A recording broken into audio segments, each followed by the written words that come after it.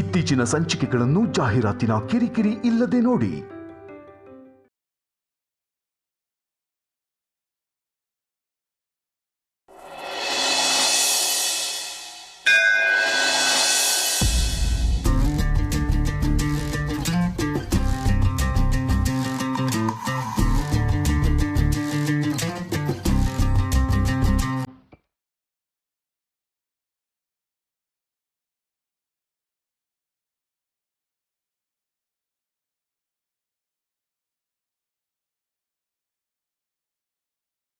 Amul baby ಹೊರಡೋಣ. ನೋಡ್ ಸತ್ಯ ಹೇಗೆ ಹೋಗ್ತಾ ಇದ್ದಾರೆ, ಅವ್ರಿಗೆ ನಿಜವಾದ ಪದ್ಧತಿನೇ ಗೊತ್ತಿಲ್ಲ ಅನ್ಸುತ್ತೆ. ಅಂದರೆ ಮೋಸ್ಟ್ ಪ್ರಾಬಬ್ಲಿ ನಮ್ಮನ್ನು ಉರಿಸ್ಬೇಕು ಅಂತಾನೆ ನಿಮ್ಮ ಅಕ್ಕ ಹೇಳಿದ್ಲು ಅನ್ಸುತ್ತೆ. ಇಲ್ಲಿ ಯಾವ ದಂಪತಿಗಳು ಹೆಜ್ಜೆ ಇಟ್ಕೊಂಡು ಹೋಗಲ್ಲ. ನಾವು ನಿಜವಾದ ಪದ್ಧತಿನ ಆಚರಿಸೋಣ. ನನಗೆ ಅರ್ಥ ಆಗಲಿಲ್ಲ. ಈ ದೇವಸ್ಥಾನದ ಪದ್ಧತಿ ಪ್ರಕಾರನೇ ನಾವು ದೇವಸ್ಥಾನಕ್ಕೆ ಹೋಗೋಣ ಅಂತ ಹೇಳ್ತಾ ಇದ್ದೀನಿ. ದೇವ್ರಾಣೆ ಇದೂ ಅರ್ಥ ಆಗಲಿಲ್ಲ. ಅರ್ಥ ಆಗತ್ತಿರೋ.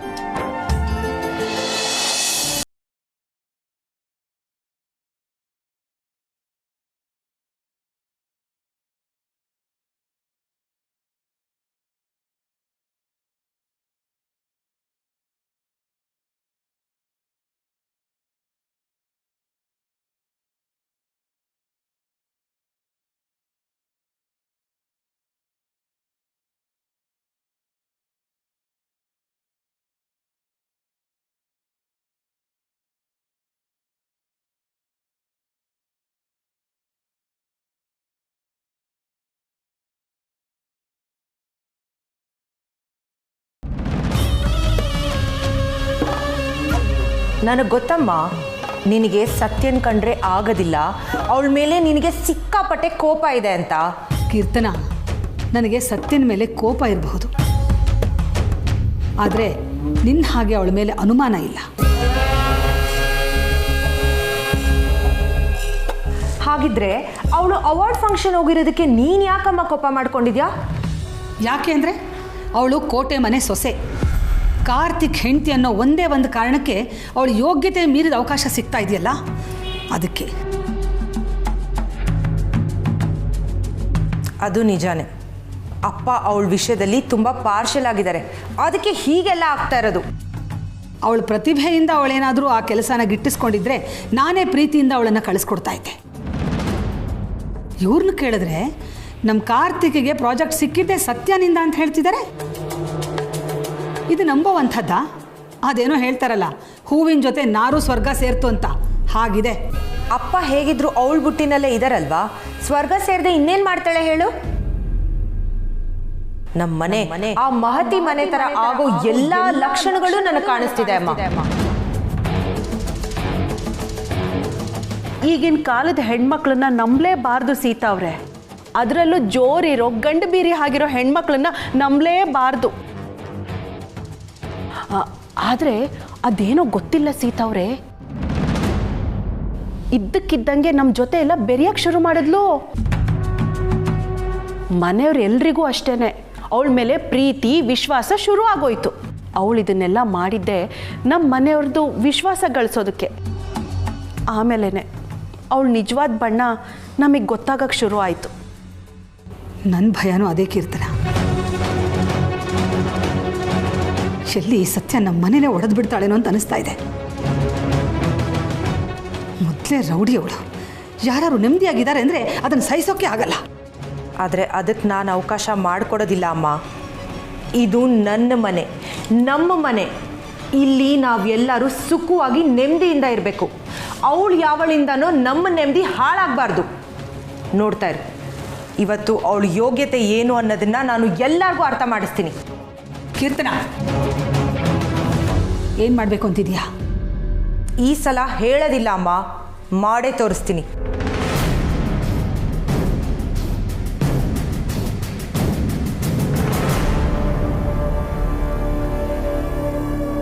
ನೋಡು ಕೀರ್ತನ, ನಿನ್ನ ಮನಸ್ಸಲ್ಲಿ ಏನಿದೆಯೋ ನನಗಂತೂ ಗೊತ್ತಿಲ್ಲ. ಆದರೆ ನಿನ್ನ ಮುಂಗೋಪದಿಂದ ಕೋಟೆ ಮನೆ ಕೀರ್ತಿಗೆ ಏನಾದರೂ ತೊಂದರೆ ಆದರೆ ನಾನು ಸುಮ್ಮನೆ ಇರಲ್ಲ.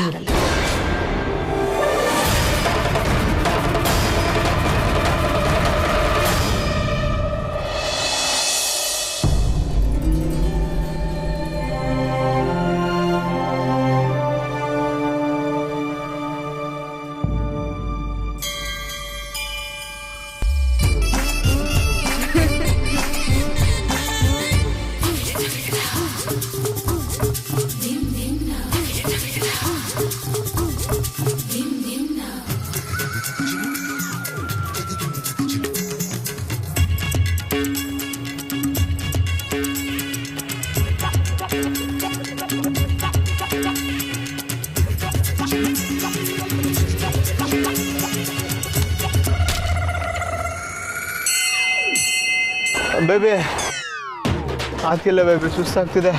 ನನಗೂ ಸುಸ್ತಾಗ್ತಿದೆ. ಈ ದೇವಸ್ಥಾನಕ್ಕೆ ಯಾಕಾದರೂ ಮೆಟ್ಲಿಡ್ತಾರೋ?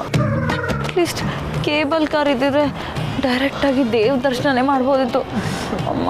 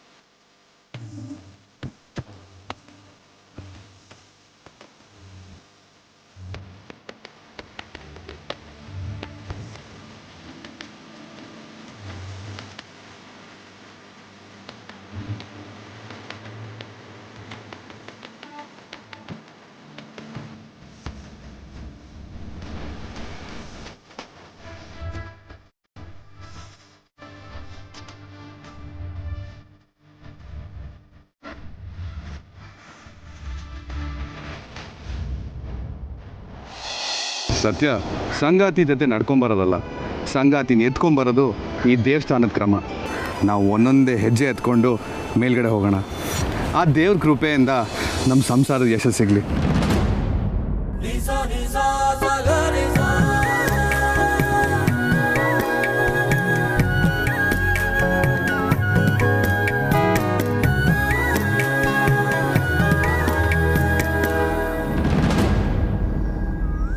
ನನಗೆ ಉರಿಸ್ತಾನೆ. ಡೈಲಾಗ್ ಬೇರೆ ಹೊಡಿತಾನಲ್ಲ ಬೇಬಿ. ಸರಿ ಬಾ, ಅವ್ರಿಗಿಂತ ಮೊದಲು ನಾವೇ ಹೋಗ್ಬೇಕು. ಎತ್ಕೊಂಡು ಹೋಗೋ. ನಾನಾ? ನೀನ್ ತಾನೇ ನನ್ನ ಗಂಡ, ಎತ್ಕೋ. ಹೌದು, ಆದ್ರೆ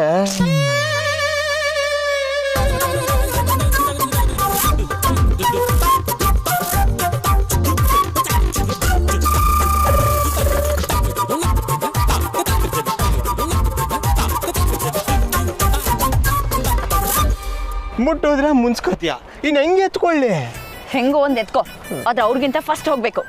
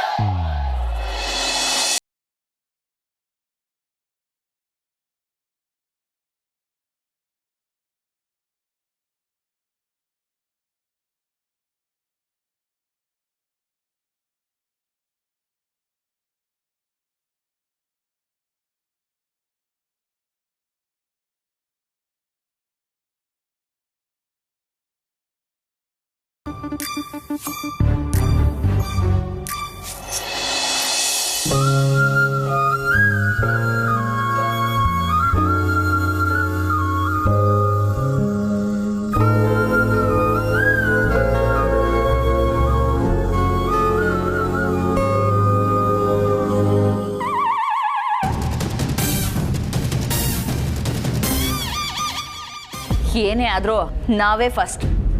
ನೀವೇ ನಮ್ಮನ್ನ ಫಾಲೋ ಮಾಡ್ಕೊಂಡು ಬಂದಿರೋದು.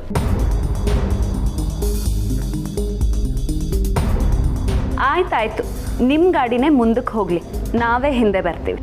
ಬೇರೆ ದಾರಿನೇ ಇಲ್ವಲ್ಲ. ರ್ಯಾಶಾಗಿ ಡ್ರೈವಿಂಗ್ ಮಾಡಿದ್ರೆ ಆಕ್ಸಿಡೆಂಟ್ ಆಗೋ ಸಾಧ್ಯತೆಗಳೇ ಹೆಚ್ಚು. ನಿಧಾನವಾಗಿ ಹೋದರೆ ಗುರಿ ತಲುಪೋದು ಸ್ವಲ್ಪ ನಿಧಾನ ಆಗ್ಬೋದು, ಆದರೆ ಪಕ್ಕಾ ಗುರಿ ತಲುಪ್ತೀವಿ. ತೋರ್ಕೆ ಪ್ರೀತಿಗೆ ಬಾಳ್ಕೆ ಕಡಿಮೆ, ಆದರೆ ನಿಜವಾದ ಪ್ರೀತಿ ಯಾವಾಗಲೂ ಶಾಶ್ವತವಾಗಿ ಉಳ್ಕೊಳ್ಳುತ್ತೆ. ಸೂಪರ್ ಆಗಿ ಹೇಳಿದೆ ಸತ್ಯ.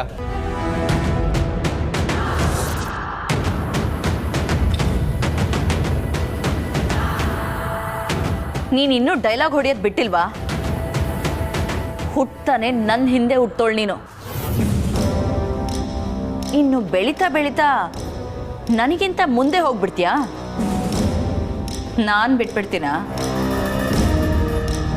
ನಿನ್ನ ಜಾಗ ಯಾವತ್ತಿದ್ರೂ ನನ್ನ ಹಿಂದೆನೆ.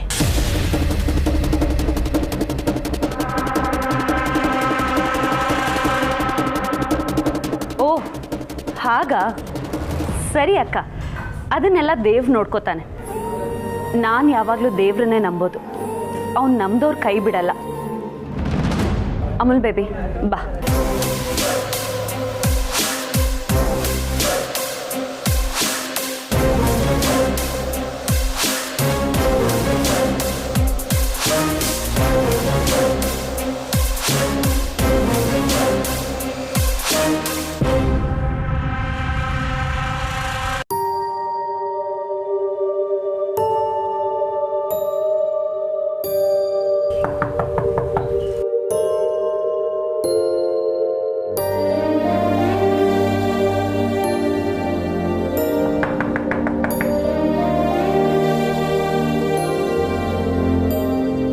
ಎಲ್ಲೋದ ಈ ರಾಖಿ? ಮನೇಲಿಲ್ವಾ? ಇಷ್ಟೊತ್ತಿಗೆ ಮನೇಲೇ ಇರಬೇಕಿತ್ತಲ್ವಾ? ಯಾರು ನೀವು? ಸರ್, ನಾನು ರಾಕೇಶ್ ಫ್ರೆಂಡು. ರಾಕೇಶ್ ಮನೇಲಿಲ್ವಾ? ಅವಾಗಲೇ ಮನೇಲಿ ಇದ್ರಲ್ಲ.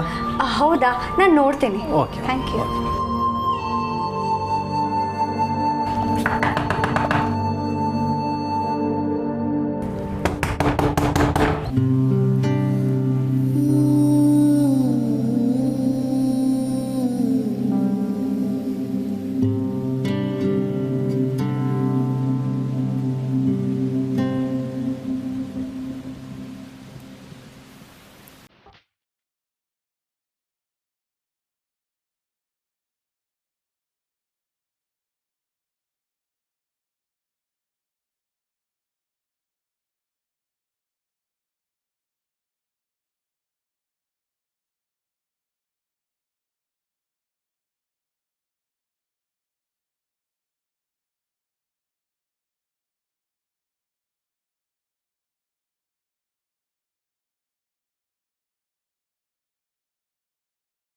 ಹಾಯ್. ಏನು ವಿಷಯ? ಒಳಗೆ ಕರಿಯಲ್ವಾ? ನನ್ನ ಹತ್ರ ಅಷ್ಟೊಂದು ಟೈಮ್ ಇಲ್ಲ. ಏನು ಅಂತ ಹೇಳು. ಒಳಗೆ ಕರೆದಿದ್ರೆ ಕೂತ್ಕೊಂಡು ಮಾತಾಡ್ಬೋದಾಗಿತ್ತಪ್ಪ.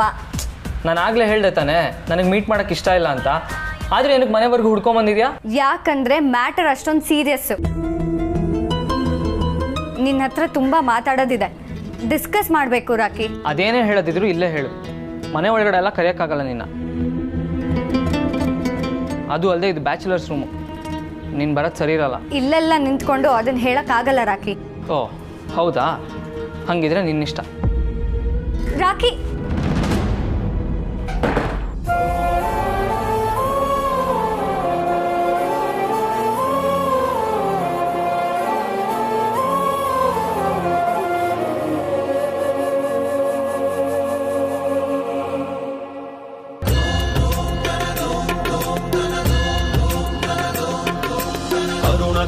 स्वर्णोदय दीप्तिम् अखिल भुवन चैतन्य प्रसारम्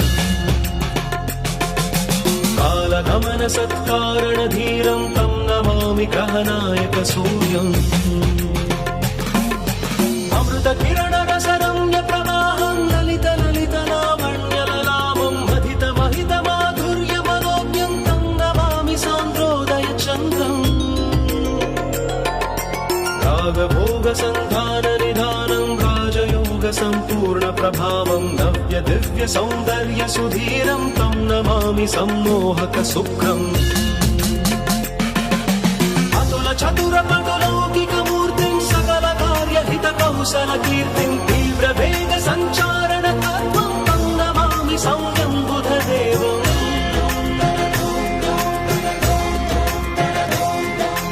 परम धर्म संशील्य महत्त्वं चरम रम्य बोधामृत तत्त्वं वेद शास्त्र दैवाङ्कित बुद्धिं तं नमामि धीरं गुरुदेवम्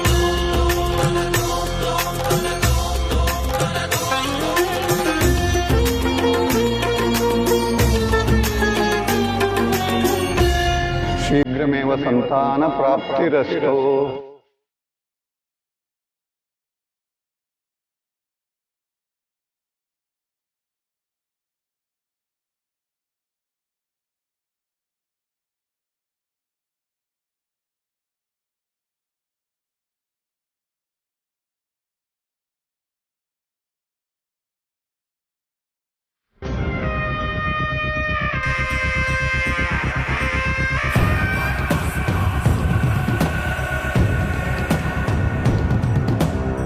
ಅದಕ್ಕೆ ಯಾಕೆ ಸತ್ಯ ಇಷ್ಟೊಂದು ನಾಚ್ಕೋತಾ ಇದೆಯಾ? ಏನಿಲ್ಲ, ನಾಚಿಕೆ ಆಗದೆ ಇನ್ನೇನಾಗುತ್ತೆ ಬಾಲ. ಹೋಗಿ ಹೋಗಿ ಅರ್ಚಕರು ಶೀಘ್ರಮೇವ ಸಂತಾನ ಪ್ರಾಪ್ತಿರಸ್ತು ಅಂತ ಇವಳಿಗೆ ಆಶೀರ್ವಾದ ಮಾಡಿದ್ದಾರೆ.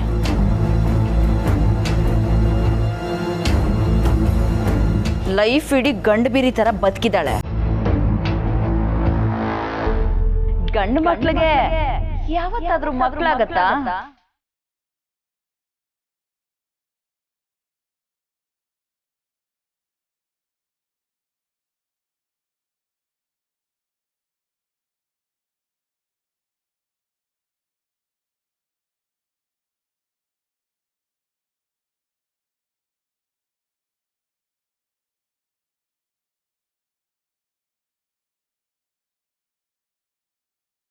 ಪಿಟ್ಟಾಕು ಸತ್ಯ, ಯಾರೋ ಏನೋ ಹೇಳ್ತಾರೆ ಅಂತ ಸ್ವರ್ಗಲೋಕ ಹಾಳಾಗಲ್ವಲ್ಲ.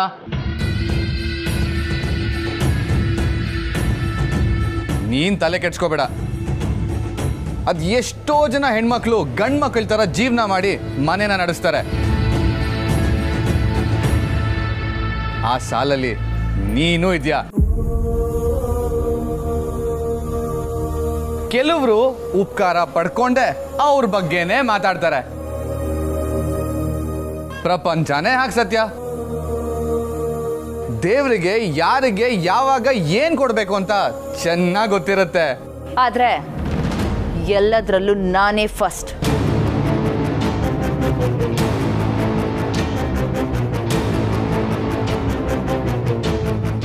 ಹೋಗ್ಲಿ ಬಿಡು ಸತ್ಯ. ಹೀರೋ ಆಗಿ ಮೆರೆದವರು ಝೀರೋ ಆಗಿದ್ದು ನಾವು ನೋಡಿಲ್ವಾ? ಫಸ್ಟು ಅಂತ ಮೆರೆದವರೆಲ್ಲ ಲಾಸ್ಟ್ ಆಗಿದ್ದು ನಾವು ನೋಡಿಲ್ವಾ? ಜೀವನ ಅನ್ನೋದು ಒಂಥರ ಚಕ್ರದ ಥರ ಸತ್ಯ. ಮೇಲಿದ್ದವರು ಕೆಳಗೆ ಬರಲೇಬೇಕು, ಕೆಳಗಿದ್ದವರು ಮೇಲ್ ಹೋಗಲೇಬೇಕು. ನೋಡೇ ಬಿಡೋಣ ದೇವರು ಈ ಸತಿ ಯಾರನ್ನು ಗೆಲ್ಲಿಸ್ತಾರೆ ಅಂತ.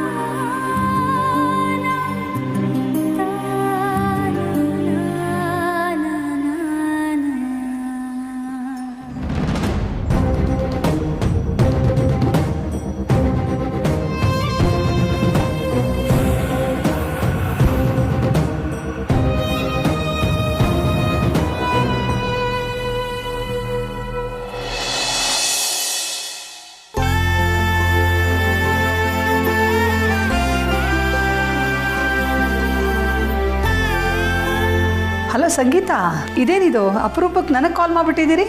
ಇವತ್ತು ನೆನಪಾದ್ನ ನಾನು. ಎಲ್ಲಾದ್ರೂ ನಿಮ್ಮನ್ನು ಮರೆಯೋಕ್ಕಾಗುತ್ತೆ ಸೀತಮ್ಮ? ಹಾಗೆ ಸುಮ್ಮನೆ ಏನು ಮಾಡ್ತಿದ್ದೀರಾ ಅಂತ ಕೇಳೋಣ ಅಂತ ಫೋನ್ ಮಾಡಿದೆ ಅಷ್ಟೇ. ಹಾಗೆಲ್ಲ ಸುಮ್ಮನೆ ನೀವು ಕಾಲ್ ಮಾಡೋರಲ್ಲ. ಏನು ವಿಷಯ ಅಂತ ಹೇಳಿ. ನಿಮ್ಮ ತಂಗಿ ಮಗಳಿದ್ದಾಳಲ್ಲ ರೀತು, ಏನು ಮಾಡ್ಕೊಂಡಿದ್ದಾಳೆ? ಯಾಕ್ರಿ, ಯಾವುದಾದ್ರೂ ಒಳ್ಳೆ ಸಂಬಂಧ ಇದೆಯೇನು? ಇದ್ರೆ ಹೇಳ್ತೀನಿ ಸೀತಮ್ಮ. ಆದರೆ ನಾನು ನೋಡಿದ್ದೇ ನಿಜ ಆಗಿದ್ರೆ ಮುಂದೆ ಒಳ್ಳೆ ಸಂಬಂಧ ಬಂದರೂ ಕಷ್ಟ ಆಗ್ಬೋದು.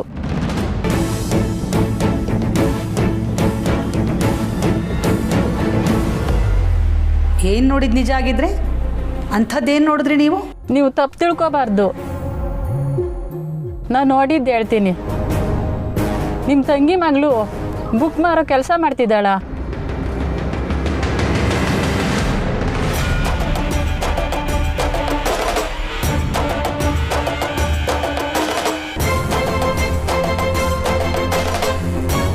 ಏನ್ರಿ ಸಂಗೀತ, ಏನ್ ಹೇಳ್ತಿದ್ದೀರಿ ನೀವು? ಬಾಯಿಗೆ ಬಂದಾಗೆಲ್ಲ ಮಾತಾಡಬೇಡಿ. ಅದಕ್ಕೆ ಕೇಳಿದೆ, ಕೋಪ ಮಾಡ್ಕೋಬೇಡಿ. ಅಸಂಬದ್ಧವಾಗಿ ಮಾತಾಡಿದ್ರೆ ಕೋಪ ಬರದೆ ಇನ್ನೇನ್ರಿ ಬರುತ್ತೆ? ಅಲ್ಲ ರೀ, ಯಾರನ್ನ ನೋಡಿದ್ರಂತೆ ಅದನ್ನ ನಂಬ್ರಿತು ಅಂತ ಅನ್ಕೊಂಡ್ರಂತೆ. ನಿಮ್ಗೇನಾದ್ರೂ ತಲೆ ಕೆಟ್ಟಿದ್ಯಾ? ನಮ್ಮನೆ ಮಗಳಿಗೆ ಬೀದಿಲಿ ನಿಂತ್ಕೊಂಡು ಪುಸ್ತಕ ಮಾರೋ ಕರ್ಮ ಯಾಕ್ರಿ ಬರುತ್ತೆ? ನಮ್ಮ ಮನೆ ಪರಿಸ್ಥಿತಿ, ನಮ್ಮ ಯೋಗ್ಯತೆ ಏನು ಅಂತ ಗೊತ್ತಿದ್ದು ಫೋನ್ ಮಾಡ್ತಿದ್ದೀರಲ್ಲ, ಇಡ್ರಿ ಫೋನು. ಇನ್ನೊಂದ್ಸಲಿ ಈ ವಿಷಯಕ್ಕೆ ಏನಾದ್ರು ಫೋನ್ ಮಾಡಿದ್ರೆ ಸರಿ ಇರಲ್ಲ.